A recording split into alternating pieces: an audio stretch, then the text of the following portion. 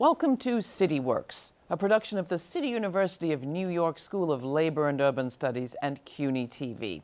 I'm Laura Flanders. Every month, City Works explores the lives of working people on the job, at home, and in our communities in order to see how best to advance an agenda of social justice and economic equity. On today's program, Children at Work, the alarming rise in recent years in the number of children illegally employed by companies in cities and on farms here in the U.S. The Labor Department says it's seen a 69% increase since 2018. In the last fiscal year, 835 companies were found to employ more than 3,800 children in violation of federal labor laws. Laws in the U.S. prohibit certain very dangerous work for anyone under the age of 18, but recent investigative reporting by the New York Times and Reuters found migrant children as young as 12 working at car factories, meat processors, and construction sites. Child labor violations by more typical employers of teens, fast food chains, for example, have also been documented, with minors of varied demographics working schedules far longer and later than what's legally allowed. What is going on here, and why is this happening now? Just recently, the Biden administration announced new steps to crack down on child labor violations, including tougher investigations of the companies involved. Will that work?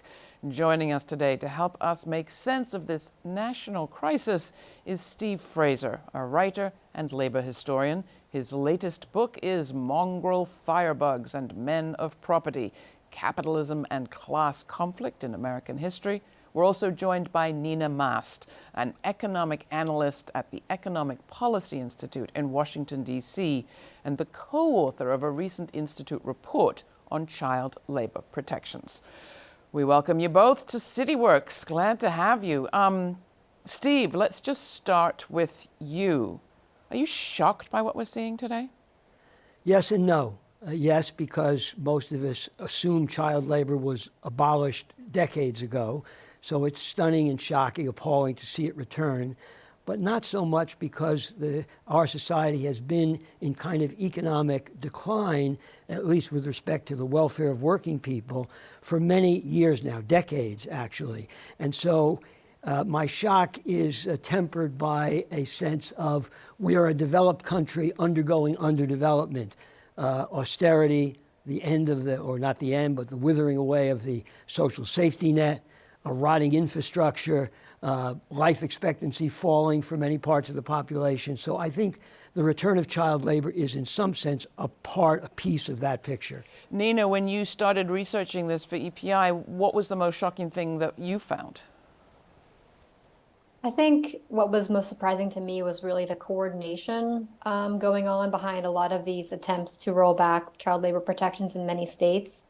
I think, like Steve said, I wasn't necessarily surprised to see illegal child labor make such a huge comeback, but I think the coordination of these industry groups and sort of right-wing think tanks was more surprising to me, and that it echoed a lot of the other types of assaults we're seeing on children and families, whether that's the erosion of the social safety net, attempts to abolish public education, or just deregulate employment generally. So I think seeing that coordination was really, really opened my eyes to the depth of this problem. There's two things we're talking about here. One is child labor that is currently illegal.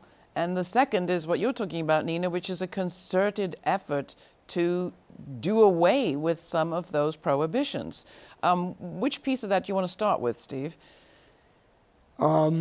Well, I mean, what's catching the eye of the public finally is that in a whole bunch of states, Nina will know more precisely, but I think at least a dozen or more states, there are efforts underway, some successful, some still pending, to eliminate or dismantle child labor protections, whether in terms of the kind of work children can do, the age at which they can do it, the length of time they can spend doing it.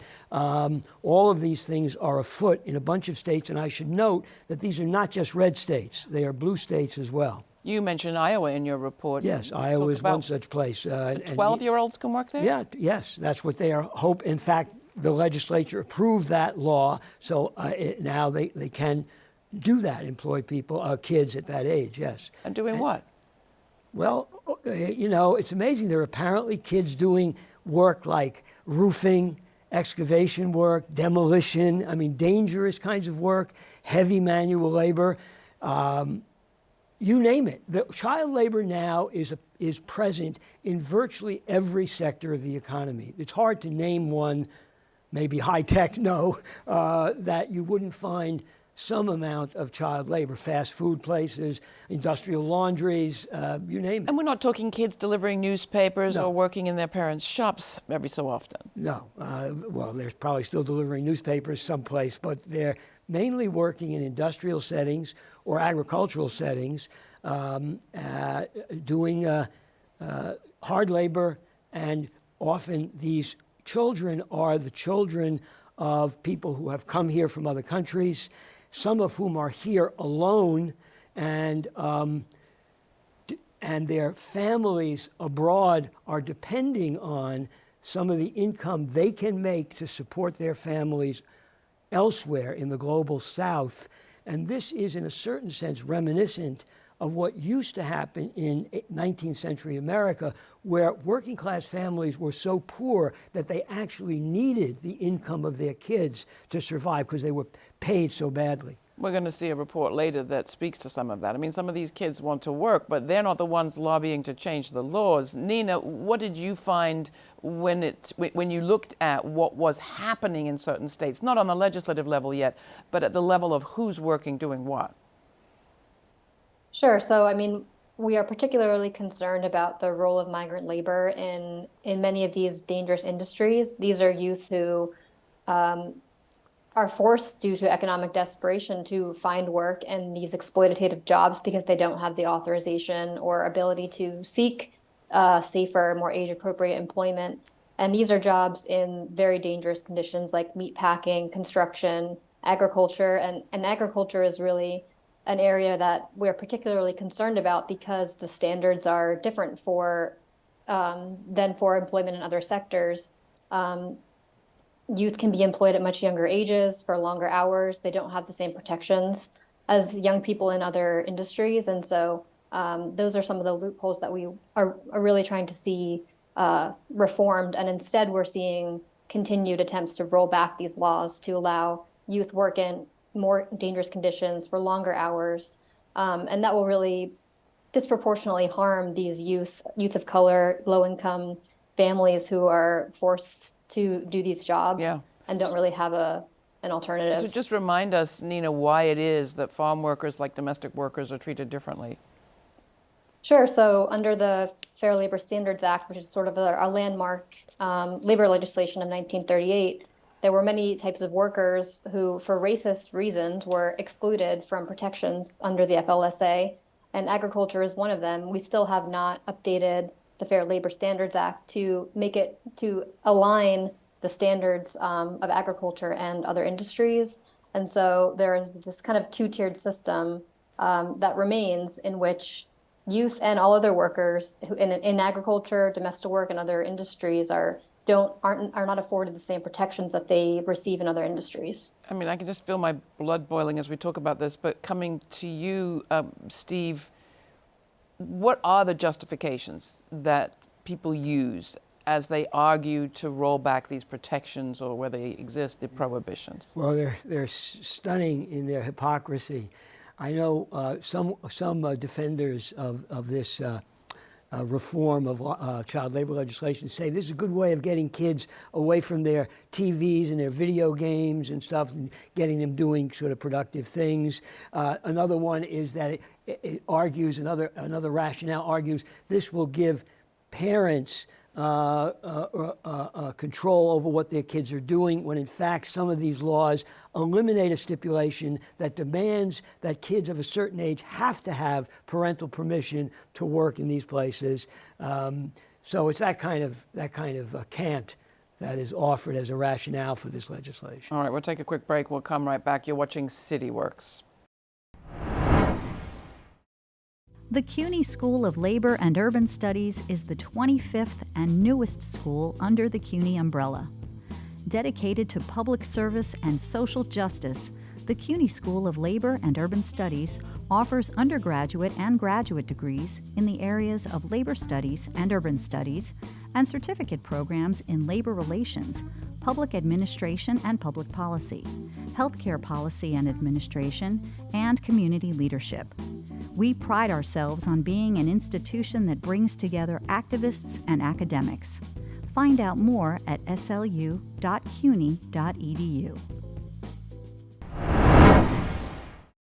Coming back with Steve Fraser and Nina Mast, we're talking about child labor, not in other parts of the world, but right here in the U.S. It's been spiking, and we're going to see some of it up close in a special report in just a bit. But before we do, Nina, I want to come back to you. Your report for the Economic Policy Institute is damning in the picture that it paints of a concerted effort to roll back protections and prohibitions on child labor. Who's behind that attack? So, I mean, it's who you'd expect. It's the business industry lobbying groups in different states that really benefit from being able to cut labor costs and hire children to work in jobs that were previously done by adults. So these are groups like the National Restaurant Industry and their state affiliates. They are construction and building associations, travel and lodging associations, liquor and licensed beverage associations, grocery and retail associations. So all of these groups that tend to or seek to employ youth to do these low-wage jobs are really pushing hard behind these bills in the states. And then on top of that, and thanks to some great reporting from the Washington Post, we have seen the role of this right-wing think tank, the Foundation for Government Accountability, and its lobbying arm, the Opportunity Solutions Project, which is a Florida-based think tank that uses what people call, the IKEA model of legislation. They basically write model legislation related to child labor protection rollbacks for different states and shop them to the state legislature. So, and they've not only been involved in attempts to roll back child labor protections, specifically around the requirement for youth work permits, but at the same time, this group is also responsible for proposing legislation to cut unemployment insurance in many states, restricting access to Medicaid, imposing work requirements for SNAP, nutrition assistance. So this is really a concerted assault, not just on children as workers and as children, but on their families and on the social safety net that really supports families. Where's the outrage as far as you can see? And where are the demands? What demands are you all making? Yeah, and there's a lot of things that we can do at both the federal and state level. At the federal level, one thing is to pass the PRO Act. I mean, we need to be supporting unions and the people's right to form a union. We need to raise the minimum wage. The minimum wage is far too low. We know that, hasn't been raised since 2009. And these are really things that will benefit all workers, not just youth. We also need to end the two-tiered system that agriculture workers face in comparison to workers in other industries. And we really need to strengthen and increase funding for the Department of Labor and other agencies that are responsible for being able to enforce these laws. There simply isn't enough capacity to be able to handle the amount of child labor violations we're seeing, in addition to all the other wage and hour violations, occupational health and safety violations we're seeing. So increasing funding to the DOL is a big one. What do you think about the situation of those kids and what can be done? If they're migrants here with the expectation that they will send support back to their families, like it or not, they do seek work. Right, and we acknowledge that, some youth will have to work. And so it's about making sure that work is safe and age appropriate for those who are doing it. We also need to, fix our broken immigration system and be able to process asylum claims faster so that people can get the work authorization they need to work in more regulated employment situations. We also need more wraparound services and supports for migrant youth who are here sometimes alone. They have no family to look to, no supports, and they're really kind of just left to their own devices. And so we need to really support those youth, whether it's in terms of their education, social services, and to make sure that the work that they're doing is safe and age appropriate. Anything you'd add to that list, Steve? No, I think that's a great list. I think the only other thing to recognize is that this migrant problem originates in the United States, not abroad, because the United States' economic dominance of the global South has impoverished millions of people. NAFTA, for example, wiped out whole sectors of the Mexican economy.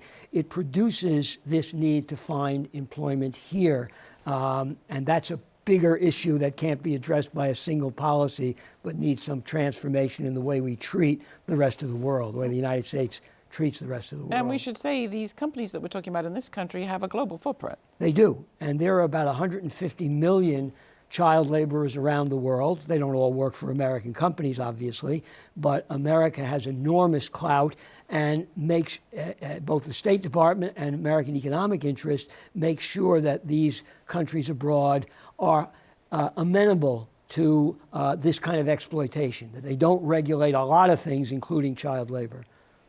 You take a historical approach to this, which I find very powerful and helpful. Why? Well, I'm a historian, and I think whenever we face a present problem, we have to understand its origins and how we got into this situation. In this case, child labor was resisted for many years, finally successfully through the late 19th, early 20th century, the progressive movement, the New Deal. And we're now a society regressing. And the reasons for that are complicated. Not the death, but the decline of the labor movement is a key part of that. And the lessons to be drawn from that is if we're going to live in a humane society, we've got to once again empower working people, not only economically, but politically, to turn this around. You talked, Nina, about the kind of intersecting issues of employment law, public education law, and the right of people in this society to have a safety net when they're in a crisis. Do you see coming out of that nexus a different looking labor movement? I mean, we have a labor movement that is in the streets these days, multiple strikes happening as we speak. And at the same time, what Steve is describing in terms of decline. What needs to change? Yeah, I think that the right has a very simple playbook. It's deregulate employment, it's privatize, it's erode the social safety net, shrink the public sector. And I think that, we need to be thinking big like that too. We need to be investing in public education, strengthening child labor laws, bolstering the social safety net, and really just creating an economy that works for working people. And I think, part of the labor movement plays a large role in that, but we need to bring in other folks as well. I think because this stems beyond labor, it's about the safety and health and well-being of everyone. And so I think what we're missing is this, this strong, comprehensive, and simple playbook that we can use to sort of enhance worker protections and create a safer working environment for all workers. Get simpler, get stronger, and I would say restore our labor beat to our newspapers. That would help. Federal yes. and local. It used to be a National commonplace that every major newspaper had a labor reporter. Now they don't exist, really. Well, at least we have City Works. There's more ahead. Thank you both.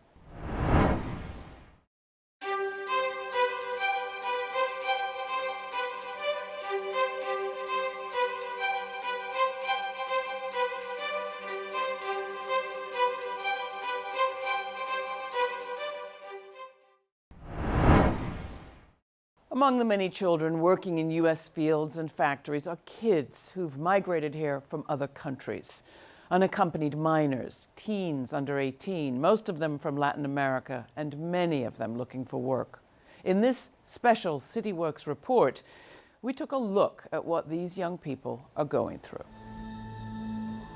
In the last decade, workplace injuries for minors have doubled from around 160 to 325. The growing use of child labor in the U.S. A 16-year-old from Guatemala died in an accident at a poultry plant in Mississippi last week. Michael was in an accident on the job at Florence Hardwoods. He was trying to unjam a machine when the conveyor belt he was standing on moved, pinning him. He died at the hospital July 1st. Police identified a 16-year-old killed while working at a Lee Summit recycling center and waste dump. Investigators said the 16-year-old Hampton died after being pinned between a semi and its trailer. Teenagers working in extremely dangerous workplaces, the kinds of workplaces that are the most dangerous for adults to work in, where there is very high risk of injuries.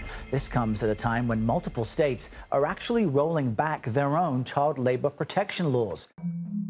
The sad reality is that teenagers are working at extremely dangerous jobs they're too young to handle. And on the nation's farms, children also work in harsh conditions. In fact, children as young as 12 are harvesting tobacco. In the U.S. today, in 2023, it's legal to hire a child at the age of 12 to work unlimited hours on a tobacco farm of any size, a big commercial agribusiness operation, as long as they don't miss school and a parent has given them permission. Human Rights Watch conducted extensive fieldwork in the tobacco fields of North Carolina. Their research included interviewing young migrant farm workers. I had the opportunity to actually shadow a couple of kids that were working in the fields for the day. We woke up before the sun came up, boarded a school bus actually, and the kids file off the school bus and they're at a tobacco field. That's the work site for the day. So they cover themselves with black plastic trash bags. That's their defense against the nicotine and the pesticides and the toxins that are in this crop. We wear trash bags, but throughout around 10 or 11, it starts getting really, really hot. So since the trash bags attract heat, you're just burning inside the trash bags, and you're just oh, I want to take them off. When they spray, you can tell the chemical is very, very, very, very strong. It hurts your nose. It burns. I got sick for 2 or 3 weeks. My head started hurting really bad. I had a big headache, and it's just. You feel nausea, your head starts hurting, you get a fever, and it's just the chemicals really getting to you. Acute nicotine poisoning is usually what we'll usually call green tobacco sickness. And it's basically whenever your body absorbs the tar, the nicotine, the chemicals, and to be honest, makes you sick. Children, their bodies and brains are still developing, and so you have to think about what that nicotine exposure day in and day out could be doing to their developing brains and bodies. In burley tobacco, which is grown in Kentucky and Tennessee and other parts of the United States, there is still more manual labor involved. And so we interviewed children in those states who harvested tobacco by hand. They would take sharp axes, chop down a whole tobacco plant, a burley tobacco plant, and load it onto a spear that had a sharp spike on the end. And they would be paid based on how many of those spears they could load in a day's work. Some children then would help to load those spears of harvested tobacco into curing barns where they would hang to dry for many months. And then children we interviewed often didn't have adequate access to water, they didn't have restrooms or sanitation, there was not enough shade, they didn't get to take enough breaks, they were just really worked to the bone. So I was 14 years old, my other sister was 13, and the youngest one was 12. I remember that first day. Yesenia Cuello is the executive director of NC Field, an organization that supports farm workers in North Carolina. When she was 14, she began working alongside her mother in the tobacco fields. I've worked with people that have found, this one is hard. Like families and people living in cardboard boxes, or using cardboard boxes as their walls, people that don't have a home. They don't all have running water. My journey of being introduced into agricultural labor was actually initially through my mom. So she worked in hog farms in North Carolina, and then she worked in tobacco fields. It's really interesting sometimes the reaction that I get whenever I tell people that I'm a former child tobacco worker. And they're like, what sane parent would allow their child to go work in agriculture? What kind of system allows for that to continue to happen and be legal? So what are some of those maybe systemic issues that perpetuate what we see today and that allows it to not only continue to happen, but thrive? What was true across the board was that these were families that were living in poverty.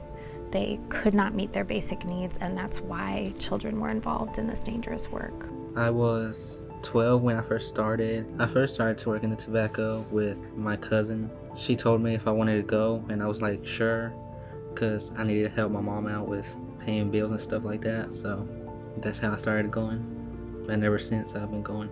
In 1938, when the Fair Labor Standards Act was adopted, it was part of a package of New Deal era legislation. Agricultural workers were intentionally excluded in order to deny Black people opportunities for economic advancement.